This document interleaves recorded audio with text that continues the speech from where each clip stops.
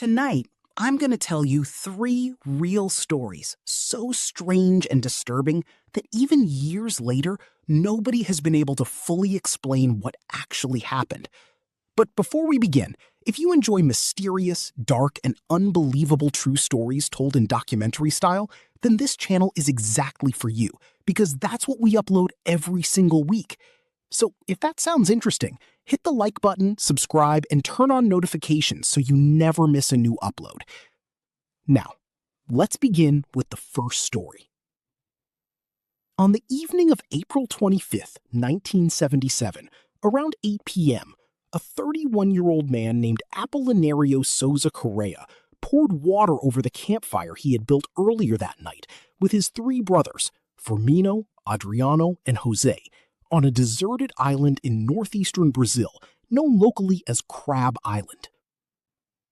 The brothers often traveled there by boat to cut down trees and collect lumber, which they later sold to construction workers in nearby towns.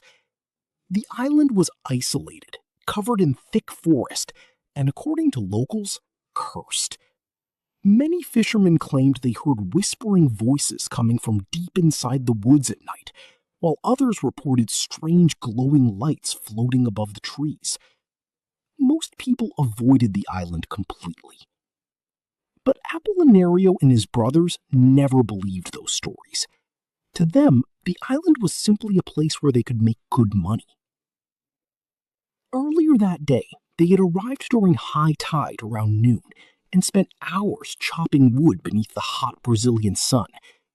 By nightfall, they were exhausted. Since the tide had already gone out, their boat was now sitting stuck in thick mud near the shoreline, making it impossible to leave until the water rose again later that night. So instead of worrying about it, the brothers decided to eat dinner beside their fire and sleep for a few hours on the boat while waiting for the tide to return. After putting out the fire, they walked through the cold mud toward the stranded boat, climbed inside the cabin, laid out their sleeping mats, and quickly fell asleep.